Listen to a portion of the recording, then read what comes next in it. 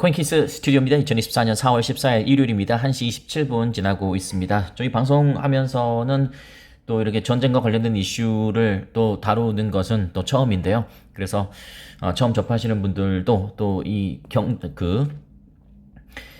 전쟁과 관련된 이슈가 있을 때 또 어떤 움직임이 만들어지는지 여러분께서 보시면서 이것도 또 좋은 학습이 될 수 있으니까 참고하시면 되겠습니다. 지금 여러분께서 아시는 것처럼 리플뿐만 아니라 모든 암호화폐들이 뭐 급락 아닌 급락을 계속 이렇게 하고 있기 때문에 저 개인적으로도 이것이 정점이 되기를 진심으로 바라겠습니다. 제가 오늘 오전에 말씀드린 것처럼 2020년 3월에 팬데믹 선언 때 그 느낌의 그 마지막 정점이 되기를 또 바라면서, 반면에 지금은 또 비트코인이 조금 회복하고 있다 보니까 전반적으로 조금 빨간 느낌이 있는데 어떤 식으로 진행이 되는지 한번 움직임을 보시는 것도 좋겠다라는 말씀 드리겠습니다. 기술적인 건 제가 보여드리지 않겠습니다. 왜냐면 기술적인 것은 지금 모두 다 최하 바닥이에요. 그래서 오늘 앞방송에도 말씀드렸던 것처럼 현물 거래를 하시는 분들이시라면 여기가 정점이라고 생각하시면서 뭐 또 하락 시에 추가 매수 뭐 이런 식으로 대응하는 방법도 있겠다, 이렇게 말씀드릴 수 있겠습니다. 지금 전쟁 이슈, 자, 이란과 이스라엘입니다. 또 저희 코인 암호화폐 방송하면서 또 세계 지도까지 펼치게 될 것이라고는 정말, 그래도 여러분이 지금 어떤 위치인지 알아야 되니까. 근데 이게 이제 이란입니다. 그러면 이스라엘은 어디 있나요? 이스라엘은 여기 있습니다. 그러니까 이란과 이스라엘은 굉장히 멀어요. 보시는 것처럼. 이란과 이라크의 전쟁도 있었잖아요. 이란과 이라크는 딱 그 접경 지역이기 때문에 마치 우리나라, 남한과 북한 이렇게 되는 것처럼 이란과 이라크는 뭐 정말 지상전이 충분히 가능하죠. 근데 이제 이란과 이스라엘은 일단 전면전은 지상전이잖아요. 지상전을 하기가 매우 어렵습니다. 그죠? 뭐 이라크를 거쳐야 되거나 아니면 뭐 시리아를 거쳐야 되거나 아니면 이제 튀르키예라고 하죠. 튀르키예를 거쳐야 되거나 뭐 그래야 되기 때문에 전면전은 쉽지 않다. 일단 지리적으로 여러분이 한번 느껴보시라고 그렇게 말씀드리는 것이고, 이란은 지형적으로 굉장히 산이 많아요. 그렇기 때문에 이게 쉽지 않습니다. 지금 색깔 이런 색깔 보이시죠? 그런 것들이 지금 산인데, 그래서 이 산형 국가이기 때문에 그것도 쉽지 않다. 이걸 한번 생각해 보시고, 그리고 이 부분 지금 이란이 이건 좀 잘 안 보이네요. 이 부분 있잖아요. 이란의 페르시아만 그 오만. 여기거든요. 여기. 호르무즈 좀 확대를 조금 해보겠습니다. 자, 이래도 잘 안 보이네요. 이 부분 지금 아직 안 보이는 확대 더 해볼게요. 이 정도로 확대하면 여기가 보이죠. 호르무즈 해협입니다. 스트레이트 해협이잖아요. 이제 우리가 지금 보셔야 될 게, 지금 근데 이제 엄밀하게 이야기하면 이따가도 말씀드리겠지만, 이스라엘이 이란에 그 영사관을 먼저 공격을 했습니다. 그건 사실이에요. 그래서 이제 이란의 입장에서는 먼저 타격을 받았는데 포복할 수밖에 없잖아요. 근데 이제 국제사회에서는 뭐 이란이 막 먼저 잘못한 걸로 그렇게 이야기하는 분들이 있는데, 원칙적으로 따지면, 객관적으로 따지면 이스라엘이 먼저 공격한 건 사실입니다. 근데 이제 이란이 다시 이스라엘한테 이렇게 하고 있는 거고, 지금 이란의 최대 무기 중에 하나는 이거거든요. 이 호르무즈 해협을 봉쇄를 해버리면 석유 공급에, 원유 공급에 차질을 불러올 수밖에 없습니다. 이게 제일 좁은 해협이 한 40km 정도 된대요. 그러니까 절대 좁은 게 아니거든요. 봉사하기가 이게 쉽진 않겠지만, 그리고 봉사하게 되면 이제 유가 급등하면서 세계 경제에 완전히 어지럽혀지는 거예요. 그럼 당분간 뭐 좋은 어떤 경제적인 호재도 뭐 많지 않을 수 있고, 또 결정적으로 물가 잡기도 쉽지 않을 뿐더러 가장 중요한 것은 또 우리가 기다리고 있는 금리 인하 이슈, 진짜 최악의 사태라면 올해에도 불가능하다, 또 이런 이야기가 나와버릴 수 있어요. 그 정도로 여기를 막는 거는 위협적인 겁니다. 그래도 여기를 막기는 쉽지 않죠. 일단 지리적인 것도 한번 여러분께서 보시면 어느 정도의 위치에 있는지, 그리고 왜 호르무즈 해협을 봉쇄할 수 있다, 뭐 이런 이야기가 굉장히 위협적인 것인지를 알 수 있을 것이고요. 쭉 한번 보겠습니다. 이란이 이스라엘 반격한다면 가만히 있지 않겠다. 이란이 이스라엘 반격하면 가만히 있지 않겠다. 근데 반격했죠. 그래서 가만히 있지 않겠다고 한 겁니다. 미국은 핵심 헤드라인만 보겠습니다. 연결시켜 드릴게요. 미국은 양자 충돌, 이스라엘과 이란의 양자 충돌이 영내 전쟁으로 번지지 않도록 당연히 하고 싶겠죠. 이란과 이스라엘은 서로 공격 반복하는 양상이다. 그러나 제가 또 기사를 보니까 이란이 이스라엘을 드론으로 공격을 하긴 했지만 이렇게 뭐 어떤 사원이나 아니면 민간인의 그런 공격을 한 건 아니었다. 이렇게 조금 빗나가서 좀 어린아이 한 명이 이제 중상을 입었다, 그런 기사가 있긴 있었습니다만, 이제 일부러 그런 건 아니고 그런 것도 조금 우리가 눈여겨볼 필요가 있는 부분이 아닐까라는 생각이 듭니다. 그러니까 미국을 자극하지 않는 한에서 또 이란도 이스라엘에 보호 공격을 했다, 뭐 그렇게 생각하면 되겠죠. 왜냐면 이란이 먼저 공격을, 아까 말씀드린 것처럼 이란 영사관을 이스라엘이 먼저 공격을 했기 때문에, 그렇기 때문에 이제 보복 공격이 이렇게 들어가는 겁니다. 그래서 이런 보복 공격이 이게 참 무서운 거죠. 왜냐면 어느 한쪽이 끝나야지 끝나니까. 아니면 그렇지 않으면은 종교로 똘똘 뭉친 양 국가이기 때문에 이 종교의 힘을 위해서라도, 아니면 본인들의 지지율을 떨어뜨리지 않기 위해서라도 당하고 있는 모습을 보이면 안 되잖아요. 우리나라도 그렇지 않겠습니까? 우리나라 지도자가 어떤 당하는 모습을 보이고 있다, 그러면 안 되잖아요. 그러니까 우리도 북한에 공격받으면 뭐 이렇게 즉각 대항하라 막 그런 이야기 하는 이유도 바로 거기에 있죠. 그래서 어떤 면에서 봤을 때는 이란도 이렇게 이스라엘에 오늘 드론 공격을 펼친 것도 어떻게 보면은 뭐 당위성이 없지 않죠. 그분들의 입장에서는. 미국은 최대한 확전 막기 위해서 노력할 것이다. 성과는 미지수다. 참, 그러니까 이럴 때 제가 돗자리를 까는 신이었으면 좋겠다라는 생각이 드는데요. 앞을 내다볼 수 있으면 좋겠지만, 이거는 이제 50대 50이에요. 우리 리플이 SEC 소송에서 승소할 확률 50, 패소 50, 객관적으로 그런 것처럼 이것도 마찬가지죠. 그러나 막으려고 노력은 많이 하겠죠. 네, 드론 공격은 방공망에 과부하 걸기 위한 목적이다. 저렴하기도 하고 한 대에 200만 원 정도 한대요. 200만 원 정도 하는 것을 200대를 이제 보낸 겁니다. 이스라엘이 초음속 미사일 맞기는 쉽지 않다. 이스라엘이 그렇다고 하네요. 이란은 방공망 이미 촘촘하게 막아놨다고 자부한다. 실제 그럴지 안 그럴지는 알 수 없습니다. 이스라엘 보복했을 때 이란의 인내 정도가 관건이다. 그러니까 쉽게 말씀드려서 이란이 이스라엘을 공격을 했는데, 아까 말씀드린 것처럼 한 대 200만 원짜리를 200대 드론 200기를 투하를 했대요. 근데 이제 아이언돔 아시죠?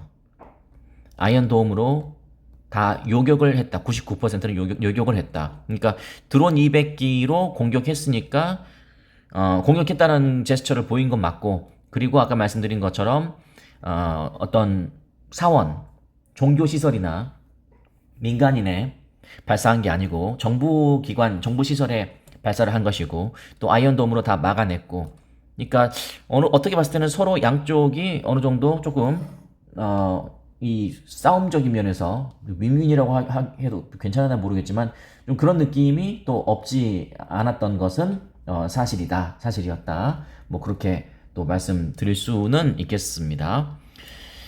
이란이 막을 수 있는 능력이 있는지는 미지수다, 아까 했었고, 조 바이든 대통령은 지금 휴가를 보내시다가 다시 헬기를 타고 백악관, 더 화이트 하우스로 지금 들어와서 이렇게 긴급 회의를 하고 있는 모습입니다. 조 바이든 대통령은 확전 막는 능력을 이번에 보여줘야 된다. 조 바이든 대통령은 뭐 외교의 천재다, 뭐 그런 이야기가 있었지만은 이번에 또 외교 실력을 보여줄지 봐야 되고, 이번에 조 바이든 대통령은 수단과 방법을 가리지 않고 확전되는 것을 무조건 막아야죠. 그렇지 않으면 안 그래도 지금 힘든 상황인데 미국의 11월 6일에 대선은 지금도 살짝 물 건너 가는 거나 다름없다는 생각이 드는데 여기서 확정돼 버리잖아요. 그럼 이제 끝입니다. 끝. 끝. 그냥 당선될 확률이 없다고 생각하시면 돼요. 그러니까 필사적으로 막을 거라고 생각되고 이 양쪽의 제스처들이 약간 살짝 그러니까 이란의 입장에서는 미국을 건드리지 않는 한에서 공격을 이렇게 하는 거다. 제가 어제인가 제가 calibrated이라고 말씀드렸잖아요.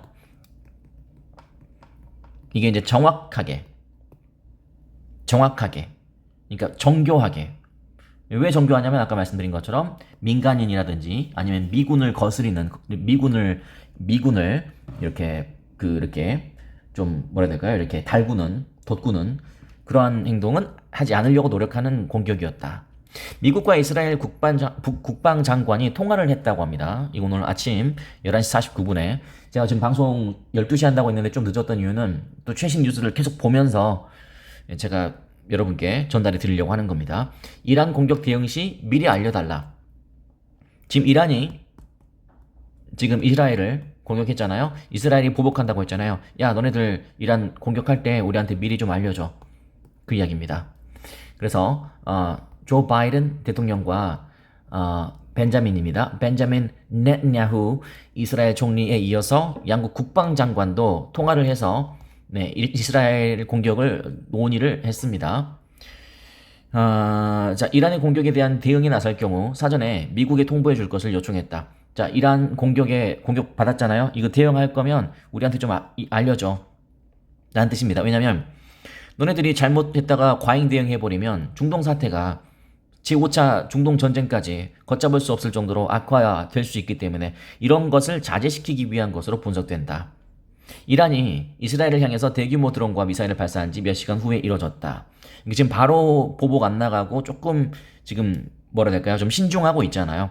참고하시면 되겠습니다. 제가 검색도 지금 구글이랑 다 해보고 있는데 아직까지 어떤 보복 뭐 그런 이야기는 아직 안 나오고 있어요. 그리고 이란이 먼저 이야기를 했어요. 우리가 또 보복 공격을 당하지 않으면 우리는 이걸로 끝내겠다. 이 정도면은 진짜 무난하게 공격한 거나 다름없거든요. 근데 이제 오늘 새벽에 아침에 시장이 이렇게 흔들렸던 이유는 제가 우리 주식과 암호화폐에서 그러니까 지금 손실 중이거나 손실 나신 분들도 저도 마찬가지잖아요. 저도 현물 손실 중이잖아요. 이런 거 생각하셔야 돼요. 그 신선함이라는 게 굉장히 중요하거든요. 그러니까 이 증시나 암호화폐 판에 어떤 충격을 주기 위해서는 이렇게 신선한 게 필요해요. 신선해야 돼요. 그러니까 그동안 그런 게 없었던 거. 근데 이제 이란이 이스라엘의 본토를 타격한 것은 처음입니다. 한 번도 없었기 때문에 저는 그럴 일이 없기를 바라는데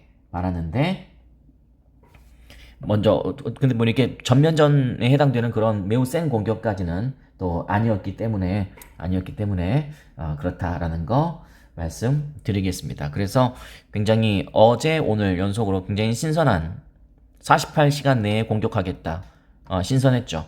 그리고 오늘 드론 200대 진짜로 실제 행동을 옮겼네요. 네, 여기까지는 신선했기 때문에 시장에 충격을 줬는데 어디까지 주는지가 굉장히 중요하죠. 뭐 하염없이 떨어지지 않으니까 이 정도.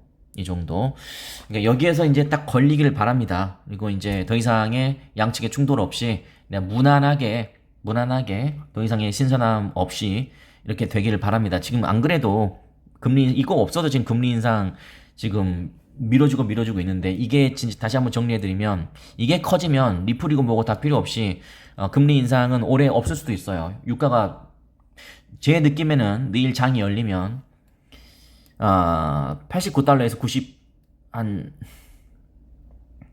3달러 사이 정도까지는 그래도 올라가지 않을까라는 생각이 들거든요.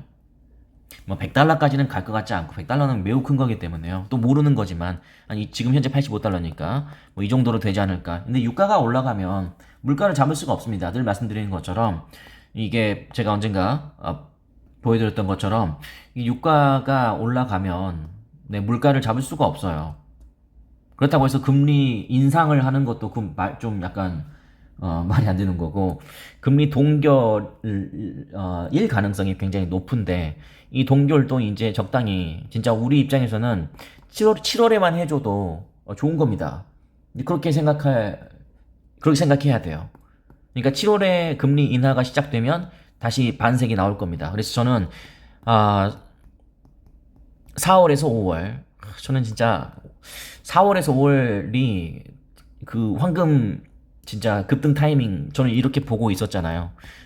근데 변수가 생겨버려서 저 개인적으로도 굉장히 아쉽습니다. 그래서 이제 그 반대로 4월과 5월을 무난하게 잘 넘겨야 된다.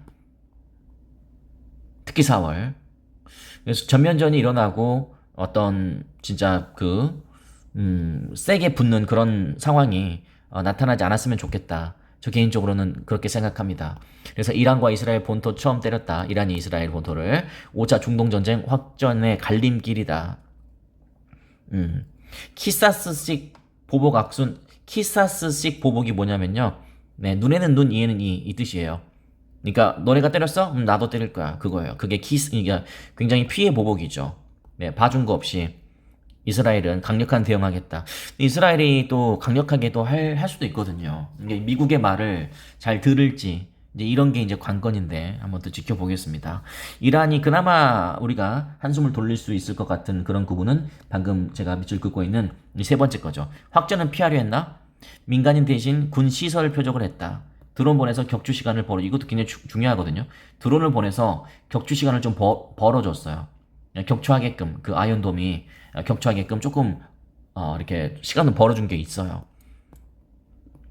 그러니까 진짜 막 정밀 타격을 위해서 그렇게 한 게 아니고 제가 생각했을 때는 만약에 이 구문대로 제가 해석을 하자면 네, 이란도 미국의 눈치를 좀 보고 있고 어차피 이거는 뭐 깡으로 하는 게 아니에요. 이게 싸움이 아니잖아요. 길거리 싸움이면 깡으로 하는 거지만 이것은 깡으로 하는 게 아니고요.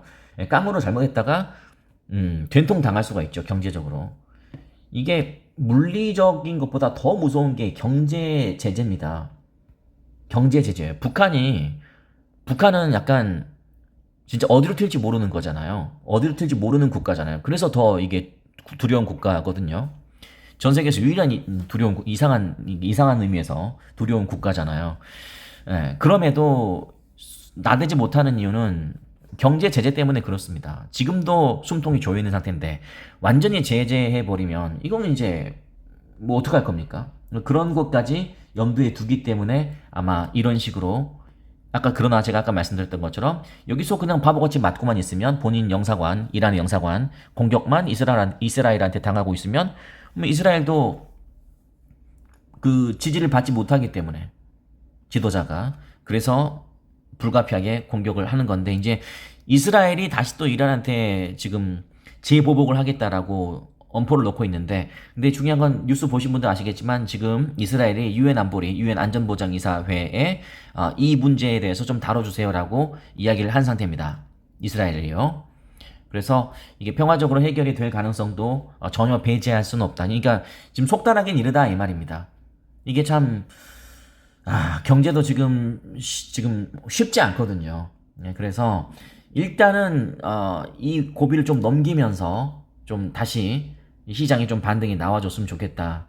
네, 그런 생각이 저 개인적으로는 들고요. 그리고 무엇보다 투자는 여러분께서 하시는 것이기 때문에 제 방송이 아니더라도 항상 이 뉴스에 귀를 기울이면서 좀 잘 대응을 해 나가시는 것이 좋겠다라는 말씀까지 드리면서 오늘 두 번째 방송 마치겠습니다. 어제 말씀드렸던 것처럼 계속 여러분께 방송을 오늘 4번 다 해드리겠습니다.